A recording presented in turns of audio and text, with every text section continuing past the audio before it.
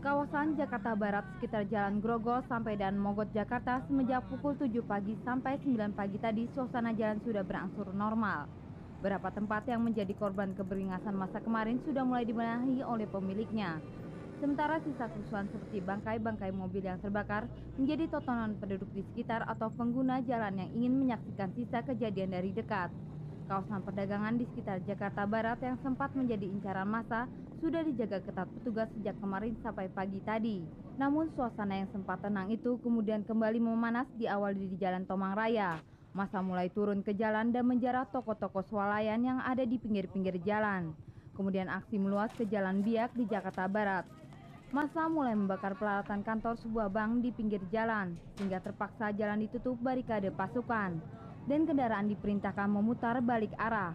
Massa di sepanjang Jalan Tanah Abang Raya turut beraksi dengan menimpuki pertokoan dan kendaraan yang lewat. Sementara kendaraan yang melalui tol menuju arah Grogol terpaksa balik arah karena di sekitar Sripijaya, Jakarta Barat, massa di atas jembatan layang menimpuki kendaraan yang lewat. Sampai berita ini diturunkan, beberapa tempat lainnya seperti di kawasan pertokoan Koja, Jakarta Utara, pertokoan Topas Roxy, kawasan Sabang dan Pasar Baru, massa mulai membakar dan menjarah. Aksi pun meluas hingga ke pinggiran Jakarta seperti Tangerang. Kawasan Jalan Imam Bonjol dan Cimone massa mulai berkumpul. Petugas sudah diturunkan untuk mengamankan situasi tetapi belum mampu mengatasi keadaan. Dia Kusumawati dan Nanang Supriyani melaporkan.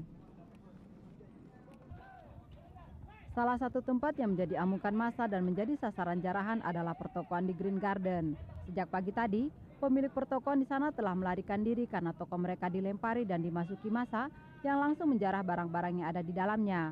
Aparat yang sebelumnya telah ada hanya bisa menyaksikan tanpa berbuat apa-apa.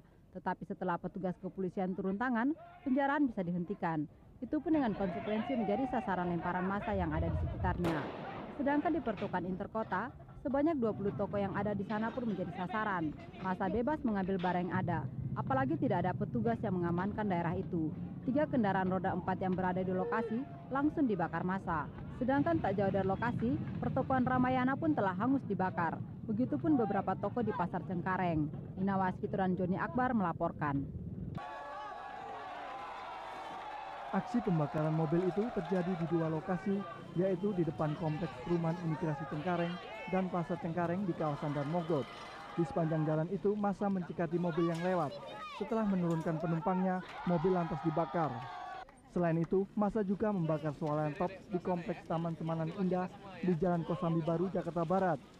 Padahal pada malam hari, massa berhasil dicegah agar tidak membakar swalayan tersebut karena berdampingan dengan sebuah perguruan An-Nida Al-Islami. Namun pagi tadi, massa tidak terkendali dan membakar swalayan. Akibatnya, perguruan An-Nida Al-Islami membatalkan ujian Eftanas yang pagi ini memasuki hari terakhir.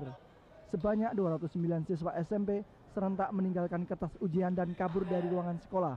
Masalahnya, dikarenakan suatu seperti ini, maka mau nggak mau ya ujian ini dihentikan sebentar gitu. Insya Allah nanti kalau situasi aman akan diteruskan kembali. Allahumma salimna ya Allah, Allahumma salimna ya Allah, Allahumma salimna ya Allah, wa salimna ala al-Islami, wa salimna ala al-Islami. Allahumma ya nar, wa ni bara salama al-Islami ya Allah.